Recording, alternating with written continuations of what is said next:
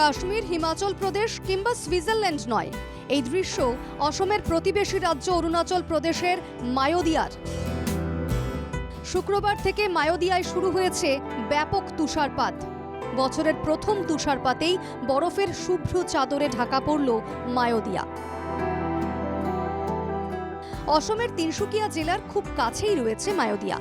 Lower Dibang ভ্যালির এই এলাকায় প্রতি বছর জানুয়ারির শেষে কিংবা ফেব্রুয়ারির শুরুতে তুষারপাত হয়, আর ওই সময়ে মায়োদিয়ার প্রাকৃতিক সৌন্দর্য সবাইকে মোহিত করে। দূর দূরান্ত থেকে মায়োদিয়ায় ভিড় জমান পর্যটকদের দল।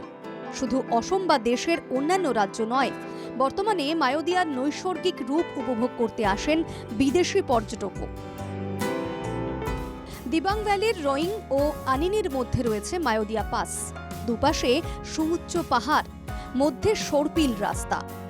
তুষারপাতের ফলে সেই সড়ক বর্তমানে ঢাকা পড়েছে বরফে। পাহাড়, গাছ, বাড়িঘর, রাস্তা সবকিছুই বরফের চাদরে ঢাকা।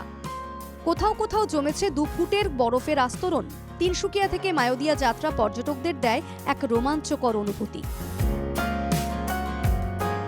অরুণাচল প্রদেশের ওই এলাকায় এখনও পর্যটন শিল্পের সেরকম পরিকাঠামো নেই। তাছাড়াও টানা তুষারপাত হলে মায়োদিয়া পাস সড়ক বন্ধ হয়ে যায়। কখনো একটানা 8 থেকে 10 দিন বন্ধ থাকে সড়ক পথে যোগাযোগ। তবে বিগত কয়েক বছর ধরে ওই এলাকার পরিকাঠামো উন্নয়নে গুরুত্ব দিয়েছে অরুণাচল প্রদেশ সরকার। তৈরি হচ্ছে বড় রাস্তা, আনিনিতে হয়েছে রিসর্ট। মনে করা হচ্ছে আগামী দিনে মায়োদিয়া ও আনিনি হয়ে উঠবে দেশের অন্যতম জনপ্রিয় পর্যটন স্থল। মায়োদিয়া থেকে সত্য হাজরিকার রিপোর্ট, NKTV বাংলা।